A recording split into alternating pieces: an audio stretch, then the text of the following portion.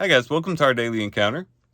Psalm 114 recounts the time in which the Lord brought Israel out of Egyptian bondage into the land of promise.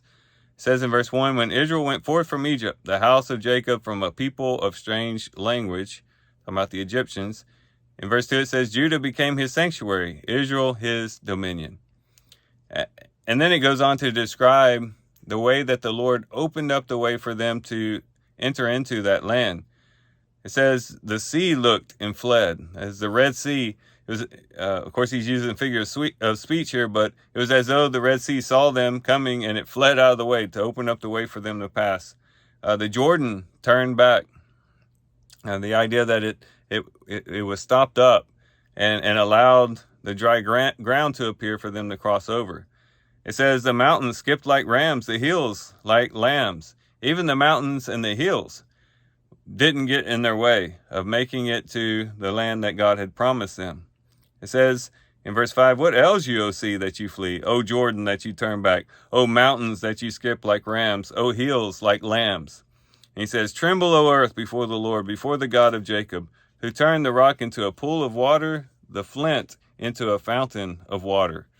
Even though that it was very dry in the desert, they were very thirsty, but the Lord provided for them, even from a rock. He could make water flow out from the rock. So there were times in which the Lord made water go away so that they could pass through. And then there was times when the Lord made water come, in which they could drink and be refreshed. But in either case, and in every way, the Lord made a pathway through the wilderness to the land of promise and fulfilled his promises to Abraham and to his descendants. Now, as we think about that in our own context, we know that we too have a promise of a heavenly country that awaits us. We don't have an earthly inheritance here on this earth, but we are much like the Levites. We have the Lord as our inheritance, and we have the hope of a heavenly country to come. And just as they had barriers, we have barriers too. We are led not out of Egypt, but out of the world.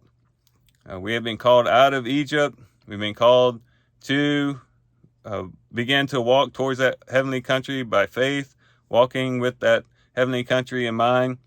And we have these barriers, these things that come against us, trials, difficulties, hardships, opposition, you name it. A long list of things that happen, sorrow, sometimes despondency, depression might try to take over our hearts and our minds. But we know that the Lord who guided Israel out of Egypt to the land of promise through all of these different physical barriers will help us and guide us through the emotional and spiritual barriers that might seem to keep us from going the full distance. And so what we have to do is each and every day remember the faithfulness of God. Sometimes we mess up, sometimes we lose our way, but the Lord remains faithful. And as we turn back to him, as we turn our hearts to him, he just continues to guide us. Whether it's barriers in front of us that need to be broken down, or whether it's dryness within that the Lord needs to come and refresh us and renew us. Whatever it is that we need, externally or internally, we have a faithful God who will supply us with all of our needs until we do enter into that heavenly home. So let's be encouraged today by Psalm 114. As the Lord led Israel, he will lead us as well. And we can face the day with confidence and knowing that the Lord will see us through.